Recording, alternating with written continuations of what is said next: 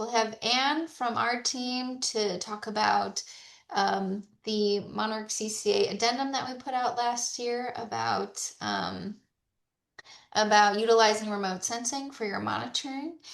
And then we'll also have Greg Emerick from Polli, which provides AI-powered drone-based platforms for vegetation monitoring and habitat management.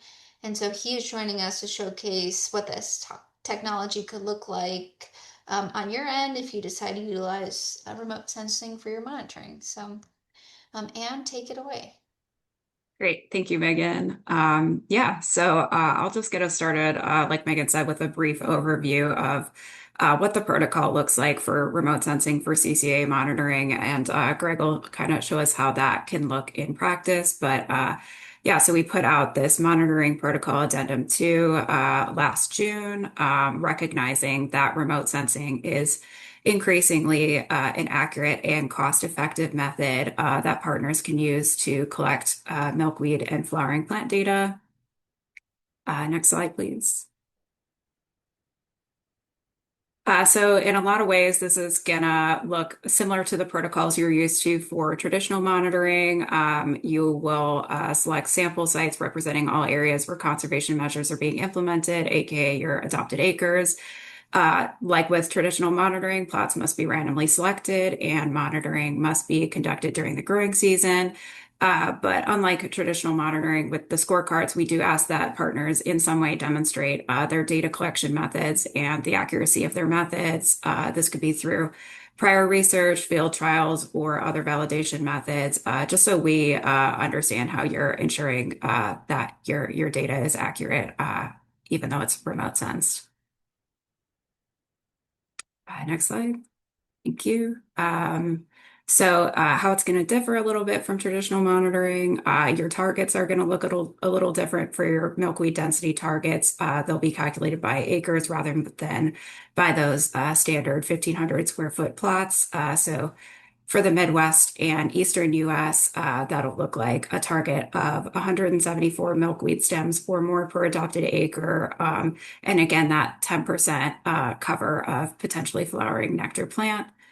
And then for the Western and Southern US, those targets are going to look like 58 milkweed stems or more per acre. And then again, that at least 10% nectar plant cover.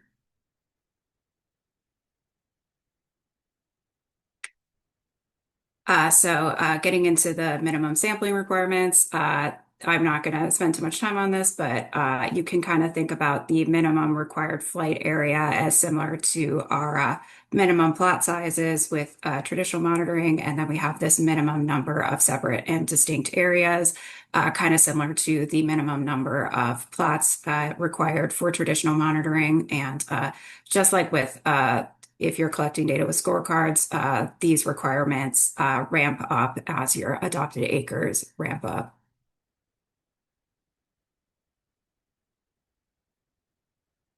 And then we also allow for hybrid data collection. So if you want to use a combination of remote sensing or traditional monitoring methods, we do allow for that.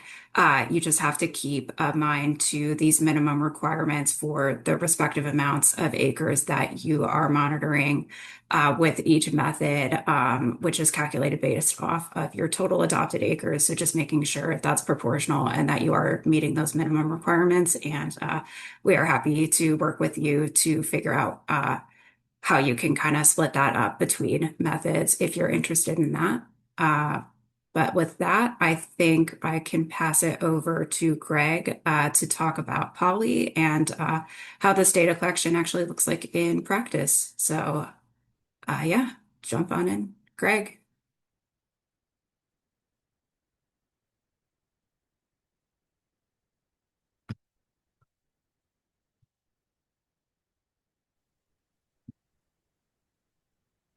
Greg, are you able I'm to? I'm here. Are you Cool. hearing me? Yeah, we can hear you now. Okay. Okay, great. Um, I'm not seeing the presentation up there. Are you going to put it up or? It, It's it up. should be up. Oh, there it is. Okay, got it. Well, great. Thank you, Anne, for helping me out here. So I think what I'll do today is I'll run through a little bit about how the technology is developed, how it's designed, how it's used, and where it fits into CCAA compliance. And then when I'm finished with that, then I'll do a quick demonstration of the software to give you an idea of what the user experience is like, so that it makes sense just not on hearing me talk about it, but also see it in action. So with that, if you could go ahead, please. Yeah, so what we've done is we've built the technology so that you have the ability to collect the data, capture the images is another way of saying collect the data, and then be able to use that information to evaluate not only milkweed counts, but also to identify some of the other habitat that might be in those same images. So it's a dual approach using the same images twice. And the first one is with milkweed detection. And we started with common milkweed. That's the first milkweed plant that we decided to focus on and get it establish the entire ecosystem of Polli before we started to add any others to this. That being said, the way that it's defined, and I'll show it to you here in the demo, is that each one of the individual milkweed that are identified have a bounding box around them. And then we identify the density based on the area that's been defined. And again, I'll show you that to you in the tool. With the habitat index, that's a little bit different process. So instead of trying to actually identify a plant, we're actually characterizing each one of the individual pixels in the images, and then giving that pixel that we've looked at a category. And the best way I can say it is we're sort of doing a paint by number or color by number, and you've got the different categories get different colors, and then we've broken it out into 9 separate categories to identify what's in there.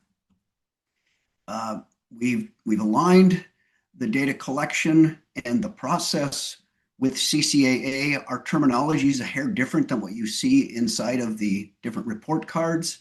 However, the processes are very similar, and we're working toward being able to provide you an actual report card that gets generated from the data that's been collected inside of Polli. The accuracy standard that's been developed is to be at a minimum of 90% as a threshold for milkweed detection.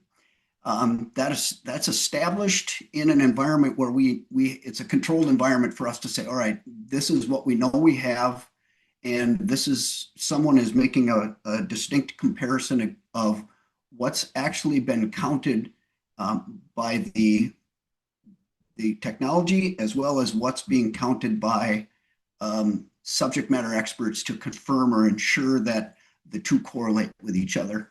And the numbers that we've seen exceed 90%, and in establishing the technology itself.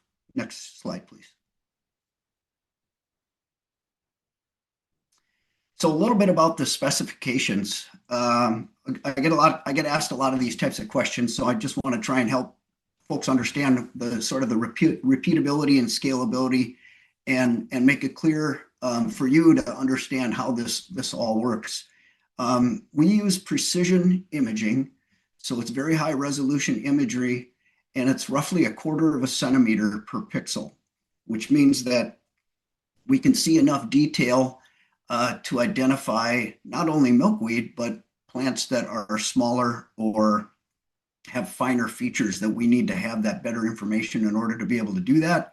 And so we settled at the 1/4 centimeter pixel resolution in order to make that happen. And it's actually worked out quite well. We're very happy with that.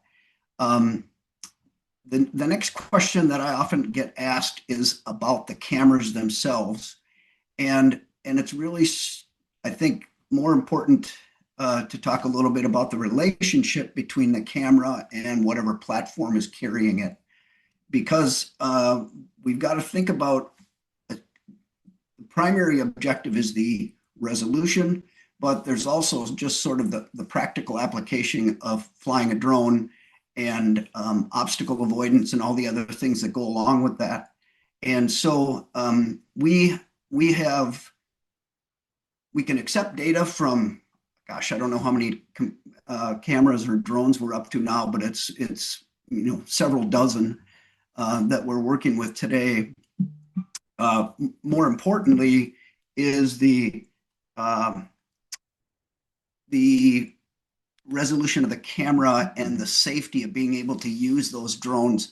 And so our focus has been, we've worked pretty closely with Sony and tied ourselves to a certain lens that we think works pretty well and supports not only data collection for standard processes like biweekly monitoring for oil and gas, for example, but that same data can then be used to do the things that we're talking about here so that you're able to use the data more than once to be able to accomplish all of the necessary requirements. And what we came up with, we did a study, started in 2014. We did it with Davy Tree. And Davy, they did the manual monitoring and we did the flights. We had very good success. We're very happy with that. And then we did a second test more thoroughly in 2025. And those results were recently published. So maybe some of you have seen that information. And we came up with a roughly an 87% accuracy. And what we found is that our 90% in establishing the technology as a minimum level of acceptance is great and important. We're actually in the mid 90s with that. However, the practicalities of this is you can't see underneath a solar panel or through canopy because there's something over the top of the canopy's over the top of whatever you're trying to see. So there are obstructions, and that does do a bit of a limitation, but it does provide you with an idea of where you can be successful and how it can be used. So there are limitations just like there are for anything else, but it gives you an idea of what that looks like.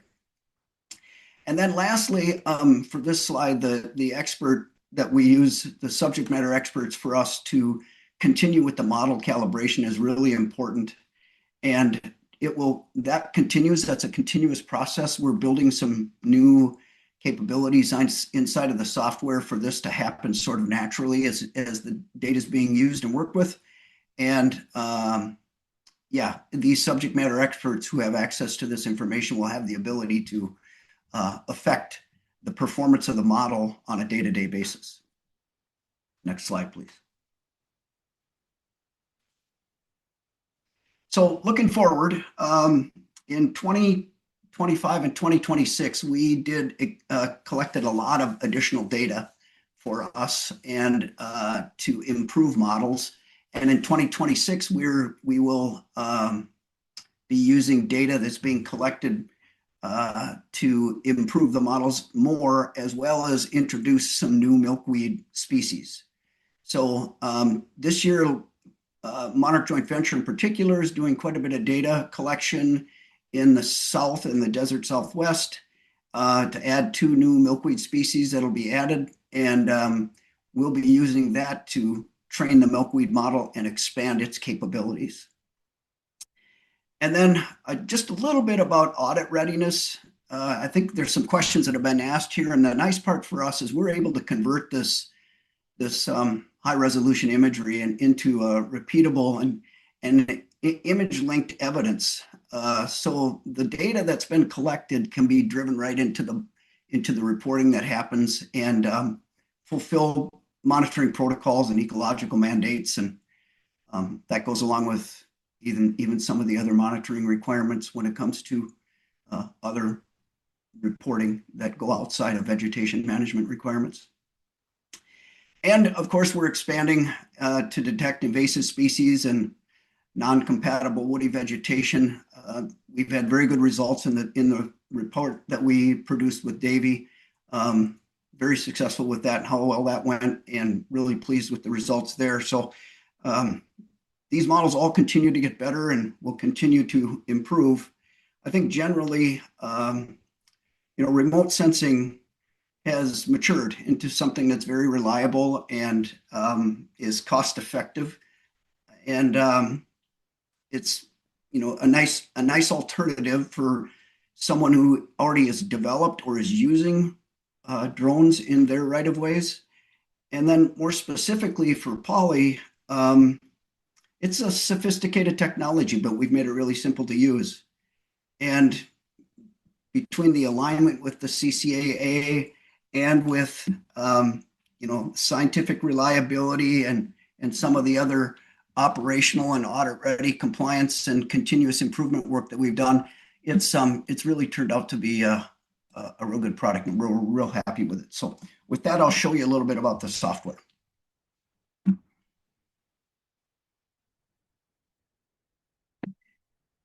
Yeah, just so you know, this here is, if you want to scan that real quickly, it's a nice way for you to take a look at,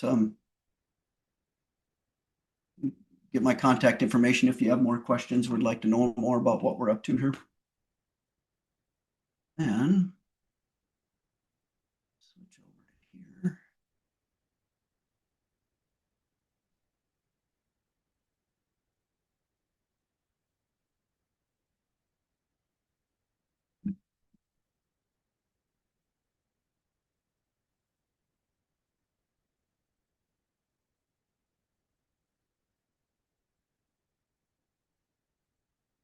You have it there, Ann?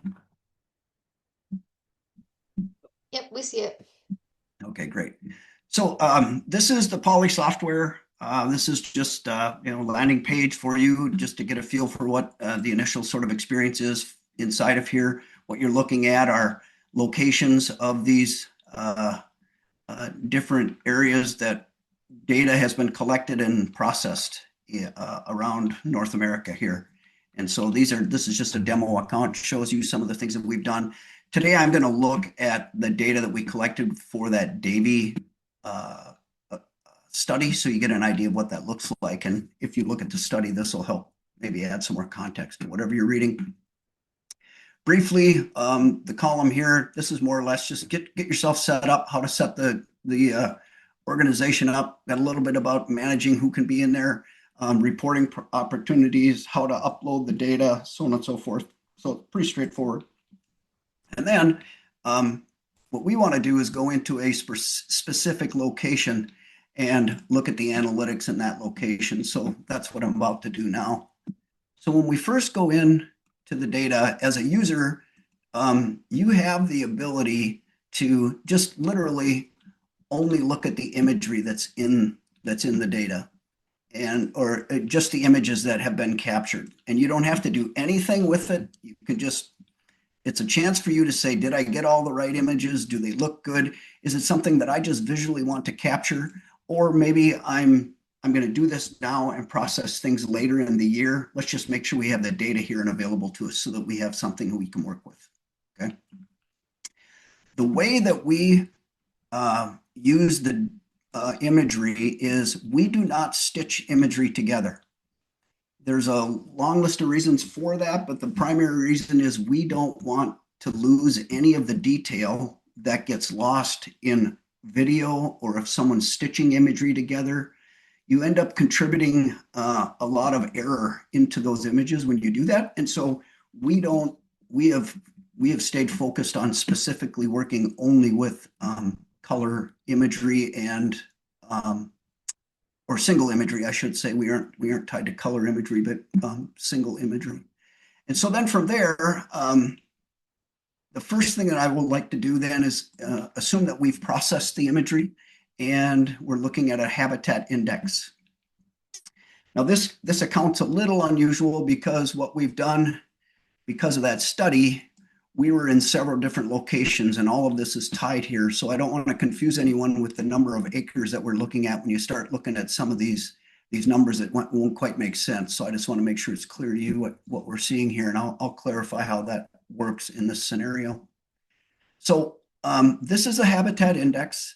It allows us to, again, we can just look at the images themselves and remove anything that we've created over the top of this.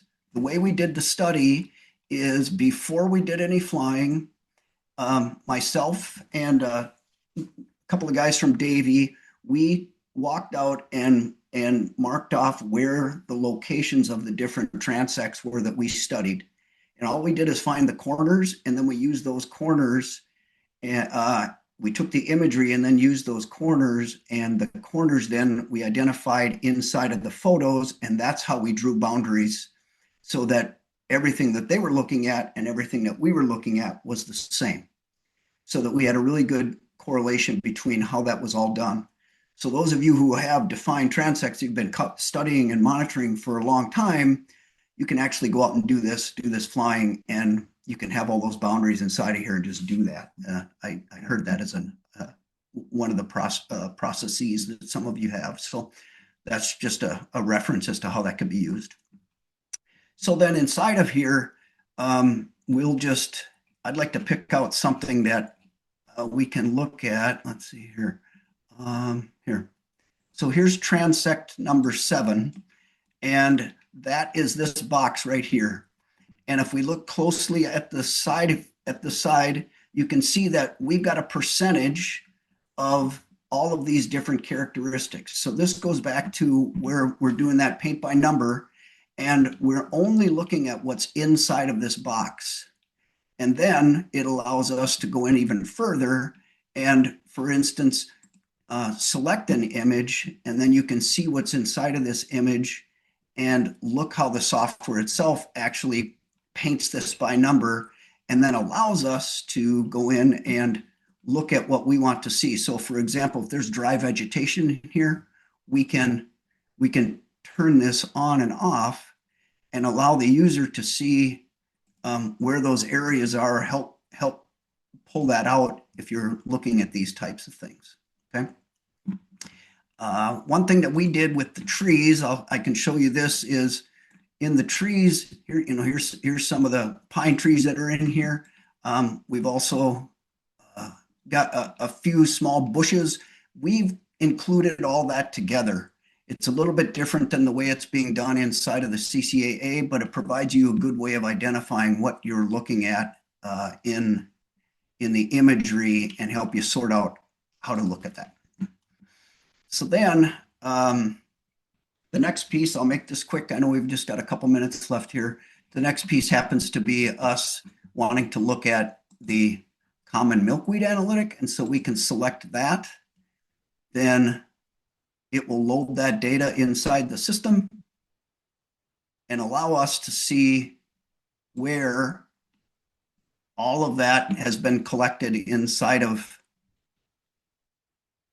those boundaries, and then only count what's inside of that boundary. So if we look closely, I'm going to do the same thing I just did here, is turn the areas off. And then if we look really closely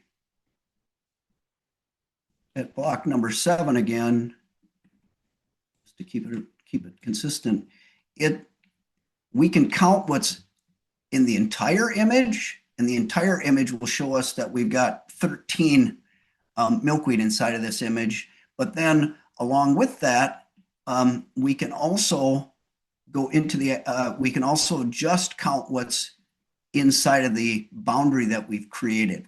So if you fly in an area where you have this and you want to take a look at what's only inside of your right-of-way boundary, you have the ability to only look at that area and only count what's inside of that area. And then just lastly, to look at one of these images, pull the data up.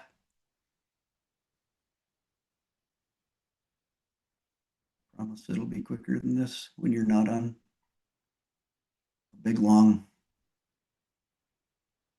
group of people on a video. Hey Greg, I know we're out of time for the meeting, so I Yeah, just wanted yeah, to say thanks for the people who joined us today. But if you could stick around for maybe 5 more minutes, there are some questions in the chat as well. sure. Yep, I will for sure. I'm sorry, I'm just trying to jam it all in here. So Yeah. so then lastly, just opening up the image here. Maybe some of the people jumping off might make this a little bit easier on us.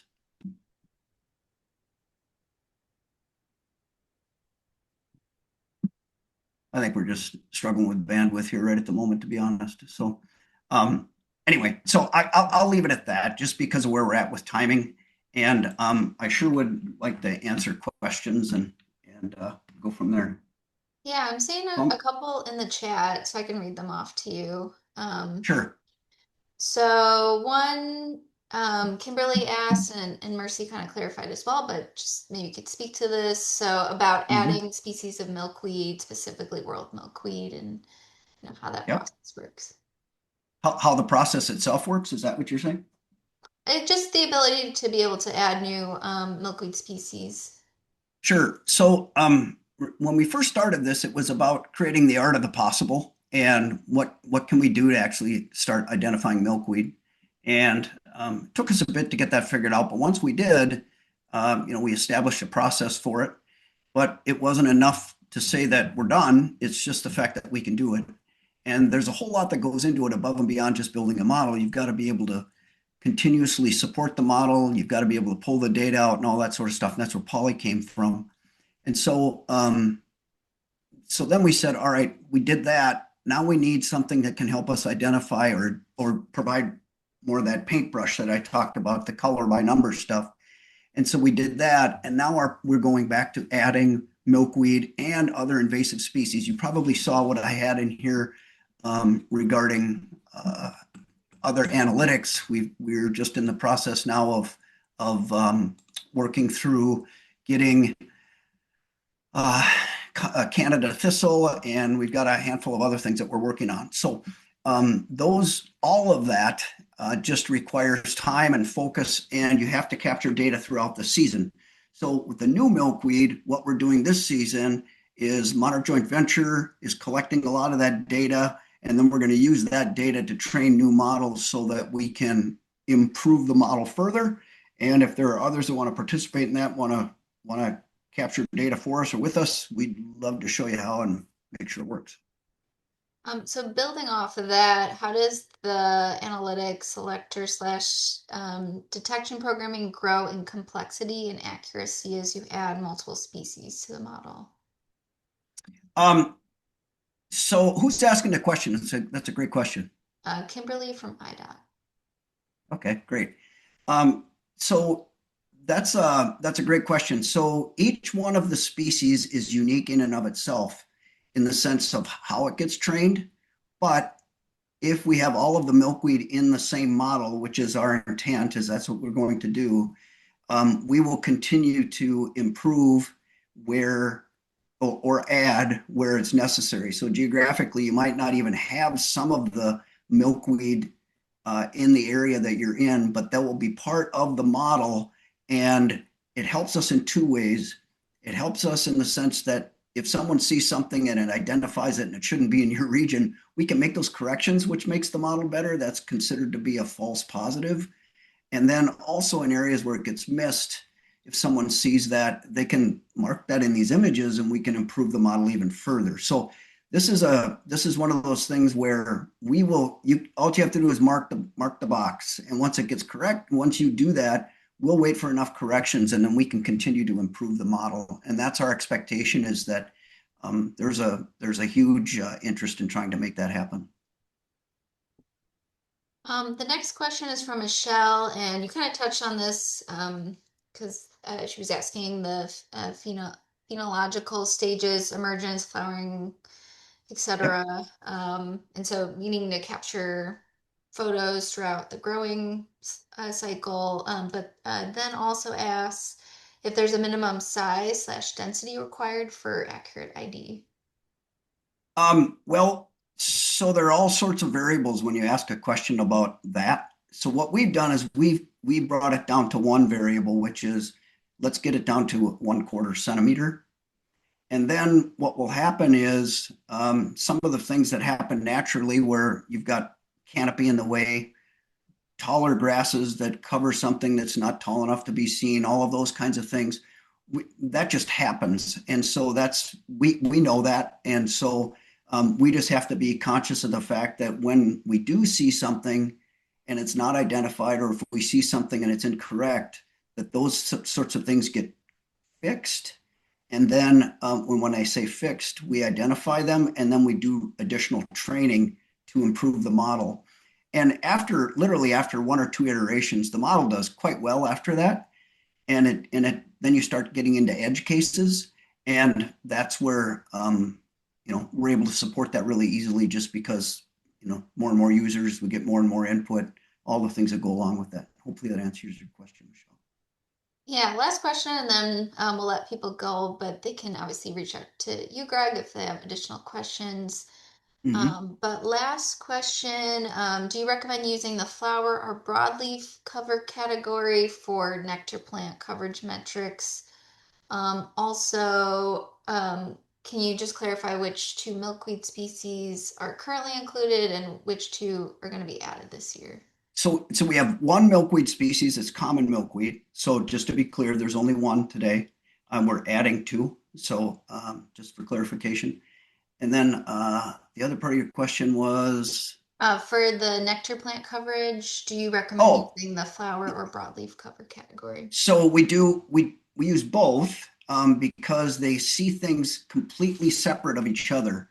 So if you have a broadleaf plant there, it will see the broadleaf plants, and it won't take the flower or bloom into consideration. So those two are separate from each other. So we're not actually looking at the plant and then adding the flower. We're actually looking at the flower or looking at the plant separately. Great. Thanks, Greg, so much. This was really interesting. We'll have a copy of this recording on our website in the next few days and also send it out with the recap email. Yeah, thanks for staying over, everyone, and appreciate you all joining, and thanks for the great meeting. Thank you so much, everyone. I really appreciate the opportunity to be here. Thanks, everyone. Bye. Thank you.